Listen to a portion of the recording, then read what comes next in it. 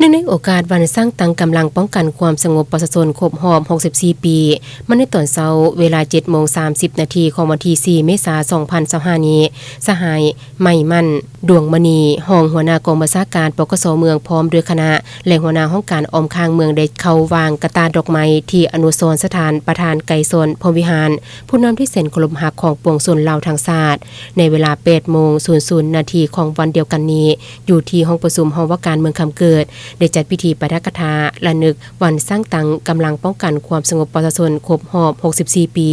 ที่ 5 เมษายน ปี 1961 5 เมษายน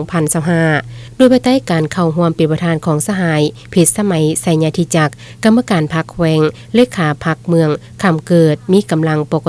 สพนักงานอาวุโสบำนาญหัวหน้าห้องการออมข้างเมืองและเขตทึกเซินเข้าร่วมสหายเพชรสมัยไสยธิจักรกรรมการพรรคแขวงเลขาพรรคเมืองคำเกิดได้ขึ้นปาฐกถาเสริมขยายธาตุแท้หมู่เสือปฏิวัติของกำลังป้องกันความสงบประชาชนครบรอบ64 ปี5 เมษายน ปี 1961 5 เมษายน 2025กำลังป้องกันความสงบประชาชนเม่นกำลังประกอบอาวุธปฏิวัติอันแหลมคมโดยเม่นพรรคประชาชนปฏิวัติลาวเป็นผู้สร้างตั้งนำพาโดยกงเด็ดขาดและหอบด้านเป็นกำลังที่มาจากประชาชนโดยประชาชนและเพื่อรับใช้สิทธิผลประโยชน์ของประชาชนลาวบดาเผ่า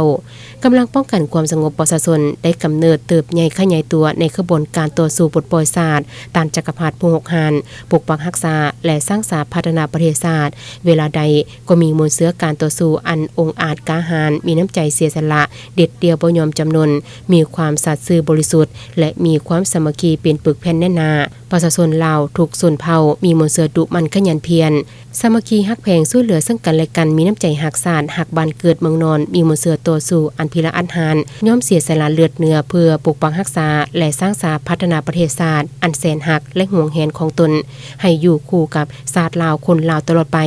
แสดงให้เห็นการต่อสู้ของบรรพบุรุษลาวเส้นเจ้าฟ้างุ่มมหาราชเจ้าไซเสถาธิราชเจ้าอนุวงศ์และขบวนการต่อสู้ของบรรพบุรุษและหลายท่านสืบทอดกันมาตลอดระยะที่ผ่านมาจนถึงการต่อสู้ที่มีพรรคนำพาปีศาจสามารถและสละซ่องไซ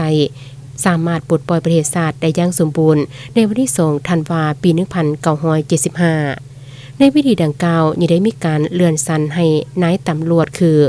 พันตีขึ้นพันโท4 สหายหอยเอกขึ้นพันตี1 สหายหอยโทขึ้นหอยตี5 สหายหอยตีขึ้นหอยโท2 สหายและวาทีขึ้นหอยตี1 สหาย